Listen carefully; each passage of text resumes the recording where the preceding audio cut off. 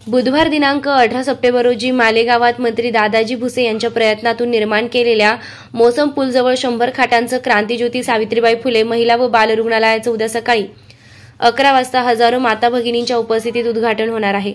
मात्र त्याआधीच त्या महिला व बाल रुग्णालयात आजच इमर्जन्सी प्रसूतीसाठी आलेल्या महिलांना मंत्री भुसे यांच्या आदेशाने आणि डॉक्टरांच्या सल्ल्यानुसार ऍडमिट करून घेण्यात आलं होतं। त्या दोन्ही महिलांनी 2 सुंदर अशा कन्यारत्नांना जन्म दिलाय। त्या बाळांना व आईंना बघण्यासाठी मंत्री दादाजी भुसे व त्यांच्या पत्नी सौ अनिता माई भुसे यांच्यासोबत महिला व बाल रुग्णालयात गेले। दोन्ही बाळ आणि आई सुखरूप असून त्यांनी दादाजी भुसे यांचे देखील आभार मानले। सुसज्ज आणि वातानुकूलित पुणे मुंबईच्या हाय टेक्नॉलॉजीच्या धर्तीवर मालेगावात असे रुग्णालय बनणे म्हणजे मालेगावकरांसाठी अभिमानाची गोष्ट असल्याचं महिलांनी सांगितलं। ताई, नाव काय तुमचं? अमिषा चव्हाण, राहिला मालेगावला। बरं, उद्घाटना अगोदरच तुमची इथे डिलिव्हरी झाली, हॉस्पिटल कसं वाटलं, काय सांगाल? हॉस्पिटल पण खूप छान आहे आणि इथला स्टाफ पण खूप छान आहे।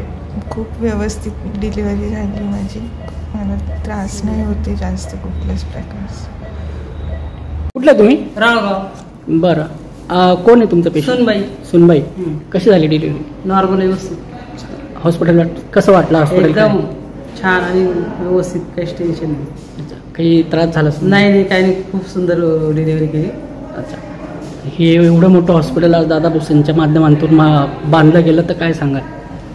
त्यांनी अगदी सुंदर सुविधा केल्या, त्याचाच आम्हाला आनंद आहे। आम्हाला रिपोर्ट लागताच आम्ही आलेलो आहे। अच्छा, हो। काय झालं, मुलगा मुलगी? मुलगी।